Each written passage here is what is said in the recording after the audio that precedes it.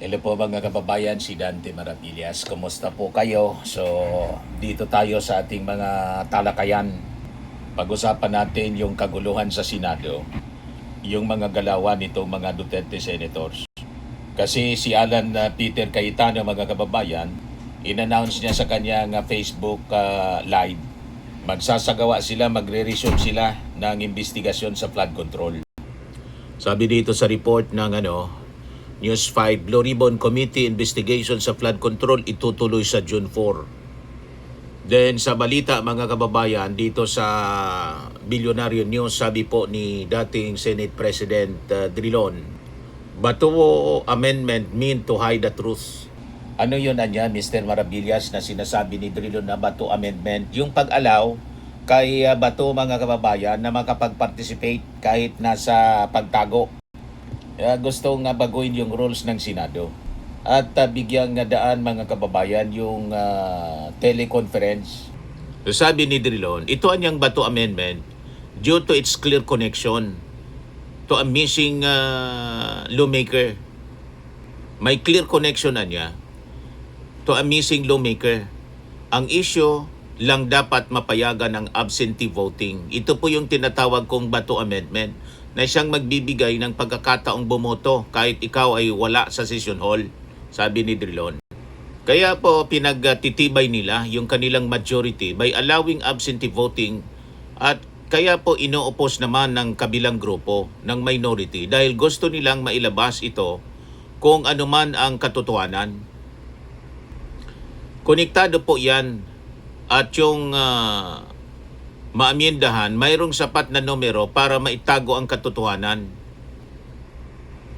Kahit nandoon na, kahit nasa kulungan na, pwede silang bumoto dahil sa hindi kailangan ang personal na presence. Kaya yung intention mga kababayan, lahat ng galawan ng majority senators may connection po sa impeachment ni Sara Duterte. Kahit itong investigasyon po na gagawin, magre-resume daw ng investigation po yung Blue Ribbon Committee at gusto pang mag-create ng subcommittee sa pamumuno po ni Marcoleta. Gusto ninyang lunurin ang issue sa impeachment at matuon yung atensyon ng publiko dito sa mga gagawin nila na drama, mga pasabog. Na-gets ninyo kung paano yung galawan po ng Senate majority? Ang layunin nila, iligtas si Sara para iligtas din nila yung kanilang sarili. Kasi karamihan sa mga majority senators naharap po sa kasong korupsyon, plunder, at kung ano-ano pang mga kaso. Yung latest po, yung obstruction of justice. All of these cases, mga kababayan na kinakaharap nitong mga majority senators, malulusutan nila pag naiupo nila si Sara Duterte sa eleksyon sa 2028. Yun ang kanila pong agenda. So lahat ng galawan nila, mga kababayan, malinaw na pananabutahe sa kaso ni Sara. Yung ating bansa, lulunurin nila, mga kababayan, sa issue ng flood control para hindi po makaporma yung House prosecution. Nagets ninyo, mga kababayan? Malinawan niya, Mr. Maravillas. Yun ang kanilang malinaw na galawan ngayon. Pilit nilang dinadivert yung atensyon ng tao papunta sa gawa-gawa nilang investigasyon. Imalinaw po na yung mga members ng committee ng Blue Ribbon, yung dapat imbestigahan kasi sila yung sabit. Diba po? Sila na yung mag-iimbestiga. Kung sino yung nasabit, naharap sa mga kasong plunder, mga kababayan, sila yung mag-iimbestiga. Di ba pagsasalaula ito ng proseso, mga kababayan? So malinaw, mga kababayan, yung muling pagbuhay sa issue ng flood control, hindi siya po paghanap ng hustisya, kundi isa pong desperadong sabotahe nitong mga DDS senators upang iligtas si Sara Duterte sa pamamagitan po ng pagbuwag sa kredibilidad, oras at sa pagkakaisa ng House prosecutors. Bakit po? Dahil nabubunyag na po yung katotohanan. So nakikita natin maraming senador na nagbubulag-bulagan dahil sa kanilang political bias na malinaw, dahil sa kanilang alyansa, dahil sa kanilang takot sa gumuho ng Duterte machinery. Kaya sila nagpapakalat, mga kababayan, ng maruming laro sa Senado para harangan yung katotohanan. Ganon yung pananaw mga kababayan kahit ni dating Senator Senate President Frank Drilon. Yan Bato Amendment meant to hide the truth. Gusto nila na ilihis yung atensyon ng media mga kababayan mula sa articles of impeachment papunta sa mga papuputukin nilang mga kontrobersy kuno. Kaya handa kayo, sisimulan nila next week. Huwag tayong pabubudol sa kanila mga kababayan. Bantayan natin at babasagin natin yung kanilang mga kasinungalingan. So muli nilang binubuhay ang issue sa flood control mga kababayan para ilihis yung pansin ng publiko at saka ng media sa proseso ng impeachment laban po kay Sara Duterte. Mas madali pong makuha yung emosyon ng masa sa usapin po ng baha dahil po direktang apektado yung ating mga mamamayan. Kaya po natatakpan yung balita tungkol sa mga seryosong ebidensyang nilalabas ng prosecution mga kababayan. Ito yung tinatawag na smoke and mirrors strategy. Ay mga consultants itong mga ulupong. Paano linlangin? Diba? May mga strategies sila kung paano linlangin yung publiko. Pero sa aming mga veteran media practitioners, hindi yan lulusot sa amin, mga panlilinlang nila. Kitang-kita na natin ang strategy ng panlilinlang nito mga Duterte senators. Nakita ninyo, walang tigil sa pag live streaming. Naging vlogger na itong si Alan Peter Cayetano. Hindi siya nagpapa-press con, siya na lang ang nagsasalita kasi magpa-press con siya, baka hindi niya makontrol yung tanong ng media, mabuking yung kanyang agenda. Nagets na ninyo? Sige ang vlogging ni Alan Peter Cayetano to attack the minority. Sabi po ni dating Senator Dick Gordon, para maisalba niya yung imahe ng Senado, dapat mag-resign na itong si Alan Peter Cayetano. Ito yung sabi ni Gordon kahapon. Nagkalat si Cayetano talagang nasira ang Senado dyan. Kaya dapat siguro mag-resign na si Cayetano para masalba ang imahe ng Senado at dapat ituloy ng impeachment. So dapat impeachment ang ituloy. Nililihis nila mga kababayan yung issue papunta doon sa Blue Ribbon na magsasagawa ng investigasyon sa flood control. Sila mismo yung mga sangkot sa flood control scandal. Yung mga members doon, majority po, sangkot sa plunder. O, di ba? Malinaw na pagsalaula mga kababayan. Anong credibility nila mag-imbestiga na sila mismo yung sangkot? So malamang lilinisin nila yung kanilang pangalan. Di ba? So sa ilalim mga kababayan ng rules of evidence, ang pagpapalit ng paksa, malinaw po siyang diversionary tactic. Kapag wala nang maisagot na legal na argumento yung defense, hindi po porket umuulan at bumabaha, absuelto na si Sara Duterte at di na pag-usapan yung articles of impeachment. Tama? Ang krimen ng isa mga kababayan, hindi po siya nabubura ng di umano'y kasalanan ng iba. Di ba? Umarap dapat sa korte ng impeachment ng may legal na argumento. Huwag dapat gamitin mga kababayan yung calamity para i-divert ang issue. Yun ang script nila mga kababayan ngayon. Tapos, ang ginagawa nila, character assassination. So, malinaw po, ang nilalayon ng muling investigasyon sa flood control ay para guluhin ang takbo ng mga House prosecutors mga kababayan sa pamamagitan po ng pagdudumi sa kanilang mga pangalan. Kung mapapalabas ng Kamara itong mga kongresista ay sangkot sa mga questionabling pondo ng baha, mawawalan sila ng moral integrity. At iisipin ng publiko na pari-pariyo man lang. Pari-pariyo silang kurap. Ano yung intensyon? Para hindi na po paniwalaan yung mga ebidensya laban kay Sara Duterte. Nagets ninyo yung strategy nila. So ganon ang kanilang gagawin. Kaya mga kababayan, magbantay tayo Ililihis nila yung topic. Di ba, mga kababayan? So kapag hindi mo kayang gibain yung ebidensya, ang abogado o ang prosekusyon mismo yung gigibain. Ito yung maruming laro nitong mga DDS senators. Dodomihan nila yung pangalan nitong mga House prosecutors para palabasin nila na walang moral ascendancy para mag-imbestiga. Nagets na ninyo ang kanilang intensyon. Ngunit tandaan natin mga kababayan, ang ebidensya po ay may sariling boses. Kahit putikan pa yung mga taga-usig, ang mga dokumento, mga resibo, at mga testimonies po laban kay Sara Duterte, mananatili pong admissible at matibay po sa harap ng batas. At isa pang strategy na gagawin nila yung tinatawag na resource depletion mga kababayan.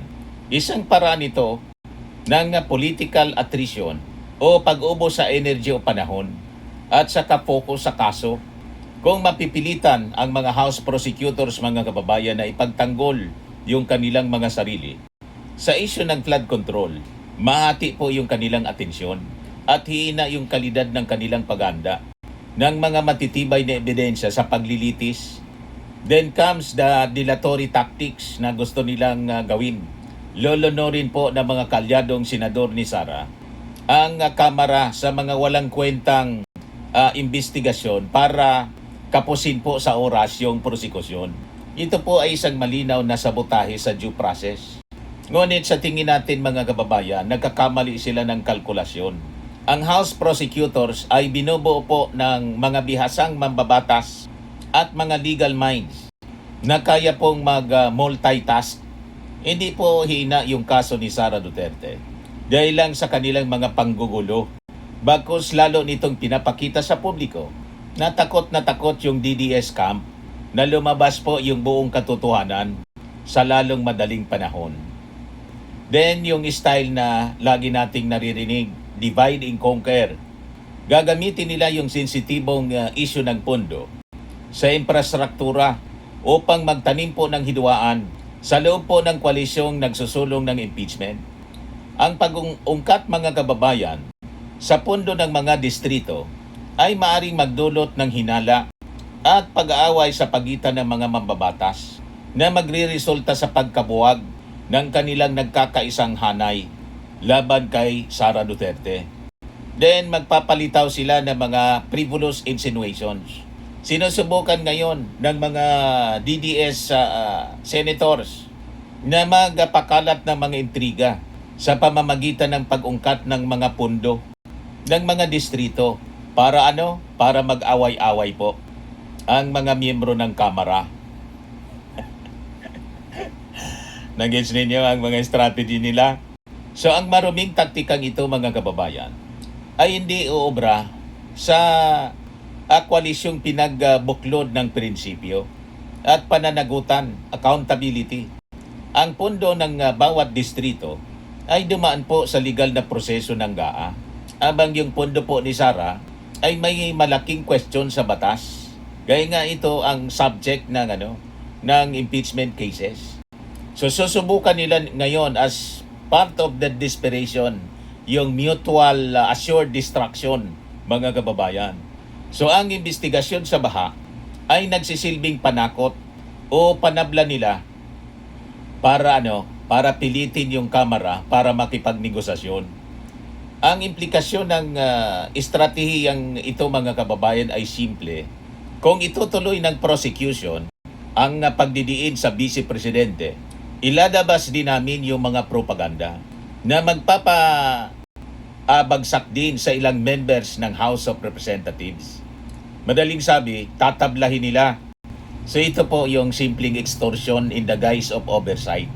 Ang strategy ito na kapag bumagsak kami, isasama namin kayong lahat. Tatak Duterte. So hindi po matatakpan ang pagbaha ng ebidensya laban po kay Sara Duterte sa pamamagitan po ng maruming mga propaganda, pag-atake sa credibility ng House prosecutors. Ngunit maigi na malaman agad ng ating mga mamamayang Pilipino ang mga plano nitong mga Duterte-aligned senators upang hindi maidlip ang taong bayan sa tunay na pananagutan. Kaya tama itong sinabi po ni dating Senator Drilon. Lahat ng galawan na nakikita ninyo para pagtakpan daw yung katotohanan. Ganon din ang pananaw mga kababayan ni Jarius Bundok, isang veteran columnist sa Philippine Star. Sabi niya, Marcoleta's remote voting aims to thwart evidence against Sara Duterte. Kinot din niya si dating Senate President Franklin Drilon. Sabi niya, that will be the public unraveling of Sara. Former Senate President Franklin Drilon told newsmen Wednesday, that's why they want remote voting to quash damning evidence and testimony. Hindi kaya nila kasi mga kababayan na baliktarin yung napakabigat na mga ebidensya na hawak ng prosecution. Kaya they're moving heaven and hell para hindi matuloy ang presentation. At kung matuloy, kailangan nilang sirain ang credibility ng prosecution para hindi paniwalaan mga kababayan. Ganon ang strategy nito mga Duterte senators na nakakalungkot na dapat hindi nila ito ginagawa kasi they are sitting as senator judges. Di ba po? Dapat impartial sila pero wala po eh. Talagang binaboy na nila yung Senado. Pinakita na nila yung kanilang totoong kulay. They're not senators of the Republic. They're senators of Duterte. Kasi nga po, pare-parehas po sila. Pare-parehas na harap sa kaso. Kita ninyo? Majority senators. Puro may kaso. Haros. Karamihan sa kanila. Majority of them ay nahaharap sa kasong plunder at kung ano-ano pa. Sa mga naghanap ng malinis and spacious fitness gym, pumunta lang po kayo sa aming Colossal Fitness Gym. We also offer Grab Car Rental with our brand new 2023 model ng Toyota Innova. We also accept booking for those who are planning to travel via PAL, Cebu Pacific, and other airline companies, local and international, and bills payment for Meralco Bills, PLDT, Aleco Bills, etc. Ang Colossal Fitness Gym is located at 3rd floor Security Bank Building, Landco Business Park, Legazpi City, Albay. For inquiries, look for Chilon Maravillas. Contact number 0966-802-0949. Yan yung aming Innova. Lagi na pong matao sa amin.